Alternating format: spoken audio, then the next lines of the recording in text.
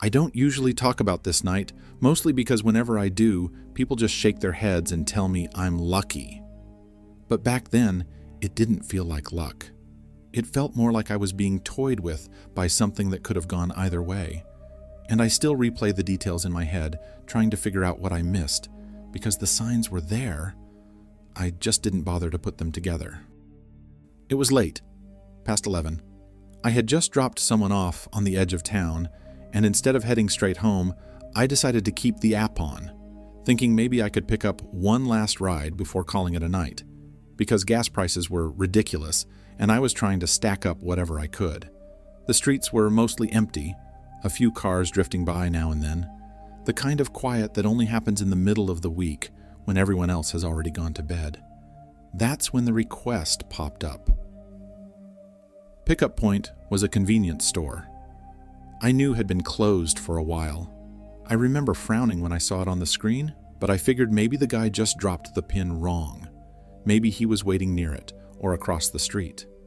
I pulled up, and there he was, standing alone near the shuttered doors, like he had been expecting me all along. He slid into the back seat without saying much, just a low "hey," before sinking down like he wanted to disappear into the upholstery. He wasn't drunk, at least not obviously, but there was something in the way he moved, a kind of twitchy energy, like his body wasn't entirely under his control. "Where to?" I asked, trying to keep it casual. He leaned forward a little and gave me an address that didn't ring a bell, some residential area on the far side of town. As I started driving, he went quiet, staring out the window.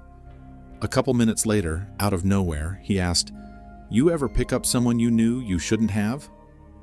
I laughed nervously, because what else do you do with a question like that? I said something like, "Not really.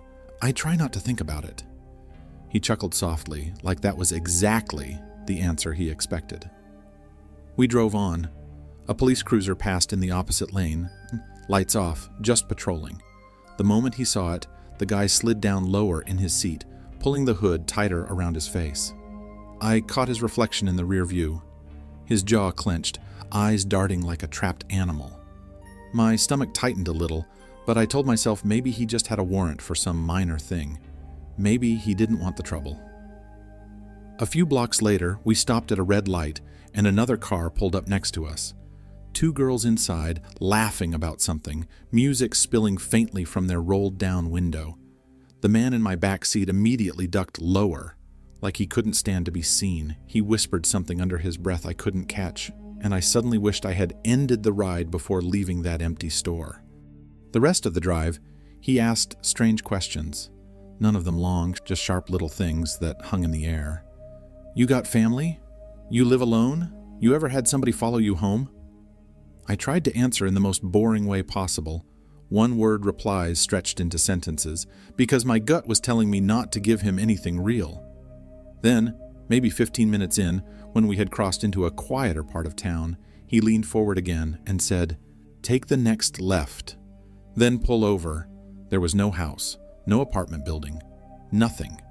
Just a stretch of road with trees crowding on either side and not a single streetlight working. I slowed, heart pounding, every instinct screaming not to stop, but he was already watching me with those wide, unblinking eyes. And I didn't know if he had something in his pocket, a knife maybe, a gun. I didn't know, so I pulled over. The car idled in the dark. For a second, he just sat there, breathing heavy like he'd been running, though he hadn't moved an inch. Then he pulled out a crumpled wad of bills and tossed them onto the seat next to me. "That's more than the fare," he muttered, already reaching for the door. "Forget this ride. Forget me." And just like that, he was gone, melting into the trees, swallowed up by the night. I sat there frozen, one hand on the wheel, the other still hovering over the money, waiting for him to come back. But he never did.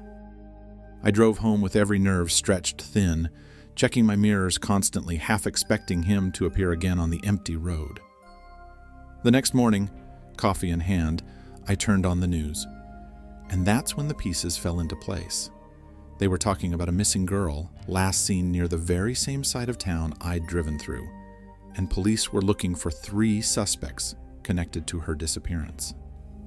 My skin went cold when the photos flashed on the screen, because one of them was him. The same face that had been sitting in my back seat hours earlier, asking me about family, hiding from the sight of cops and random strangers, leaving me with more cash than the ride was worth. But the worst part, the part that still makes me angry with myself, is that the alert had already gone out before I even picked him up. If I had bothered to check the news, if I had looked at my phone for 5 seconds instead of chasing one last fare, I might have known. I tell myself there was nothing I could have done. That maybe it was better I didn't try anything, but sometimes late at night when the streets are quiet again, I can still feel that moment. His eyes in the mirror, his voice asking, "You ever pick up someone you shouldn't have?" And I know the answer now.